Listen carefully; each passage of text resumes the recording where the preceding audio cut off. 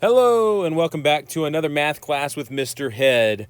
Today we're going to be dividing decimals by decimals.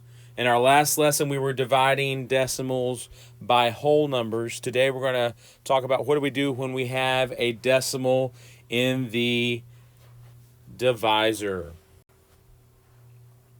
In our last lesson we learned how to use estimation to help us divide decimals. First we would estimate the quotient. Then we would divide it just like it was a whole number, and then we used our estimation to help us place the decimal. We also, if we were using long division, we would just raise the decimal up from the dividend and put it in the quotient if we lined up our place values correctly when we were doing our problem. So remember, dividing decimals is like dividing whole numbers with just one extra step. We have to place the decimal. So today, let's take a look at how we will divide when there is a decimal in the divisor. Okay, class, take a look at the numbers on the screen. What do you notice about these division problems? What do you notice about the dividend and the divisor?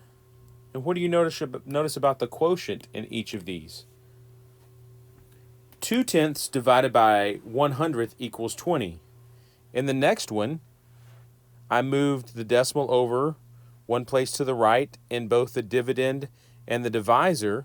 So 2 divided by 1/10 is equal to 20. So I still have the same quotient. In this one, I moved the decimal place over again. So now I have 20 divided by 1 is equal to 20. Here in this one, I move the decimal over again, one place to the right in my dividend and my divisor, and I got the same quotient of 20. Same thing as with 2,000 divided by 100, it equals 20. So if we make the same changes to both the dividend and the divisor, it does not change the quotient.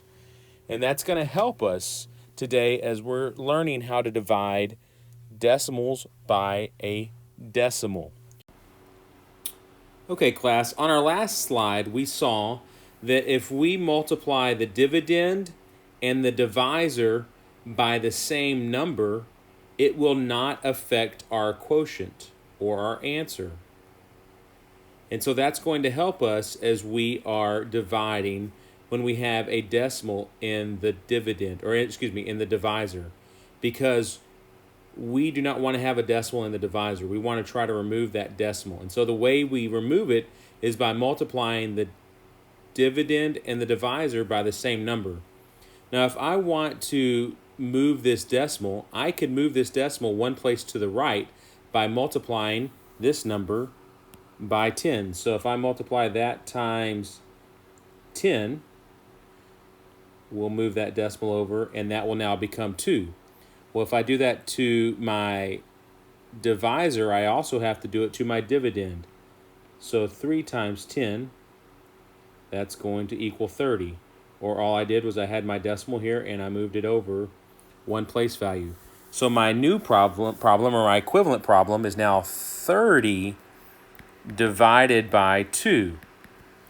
30 divided by 2, half of 30 would be 15. So our answer is 15. Let's take a look at another one. 4 2/10 divided by 7/10. Once again, I want to try to eliminate the decimal that I have here. So what I'm going to do is I'm going to multiply this by 10 so that I can move the decimal over and turn this 7/10 into a 7. And if I do that to the divisor, I have to do the same thing to the dividend, move the decimal one place over. So if I multiply this by 10, that's where my decimal is going to be. And I have to move this one place as well. So my equivalent problem would be 42 divided by 7. And 42 divided by 7 equals 6. So my answer is 6. Let's try another one. In this problem here, I need to move my decimal over 2 places in order to make this a whole number here. So if I move the decimal 2 places over in my divisor, I have to do the same thing in my dividend. So I'm going to move it 1, 2. That will change this to be 390 divided by 3. So if we want to work this out, 390 divided by 3. 3 will go into 3 one time. 1 times 3 is 3. 3 minus 3 is 0. Bring down our 9. 3 will go into 9 3 times. 3 times 3 is 9. 9 minus 9 is 0. Bring down our 0. 3 will go into 0 0 times. 0 minus 0 is 0. So our answer is 130.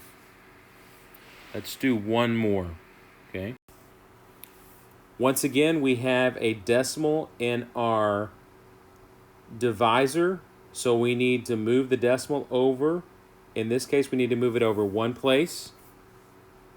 So 1 3/10 is going to turn into 13. And then we'll need to move this one over 1 place as well. So now we'll have 46 8/10 divided by 13. We learned how to do this earlier in the week. 46 8/10. 13 will go into 46 3 times. 3 times 9, or 3 times 13 is going to be 39. 46 minus 39 is 7. Bring down the 8. 13 will go into 78 6 times. 6 times 13 is 78. 78 minus 78 is 0. We do not have a remainder, so we don't have to worry about rounding this problem. And we go ahead and place our decimal in our quotient. Our answer is 3 6/10. So just to review, when there's a decimal in our divisor, we need to try to change that into a whole number by multiplying it either by 10 or 100 or whatever power of 10 we need to use. And whatever number we multiply our divisor by is the same number that we need to multiply our dividend by. Okay, so this one we moved it 1 place over here. We needed to move this one over 1 place. Then we divide it the same way that we did earlier this week, and that's how we find our answer. So remember, guys, if you need to go back and review any of these questions while you're doing your assignment, you can. Also, I'm going to be available during our Zoom meeting. If you have any questions, please feel free to contact me.